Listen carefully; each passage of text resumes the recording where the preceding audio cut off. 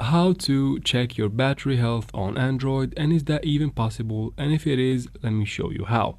First, you can go to your settings and go to your battery section, or just search for battery at the top right here in the search box and go to battery status. You might expect to find the battery health here, but there is no option for that yet on Android. You can only go and check your battery health by using a third-party app. So you go to your Play Store and search for battery health. You'll get a ton of apps, like they are basically very similar. Just choose the one that you might like that has a high rating and go ahead and install it and open it. From here, you'll get a lot of information about your battery, but this button right here at the bottom is the one you will find the battery health in.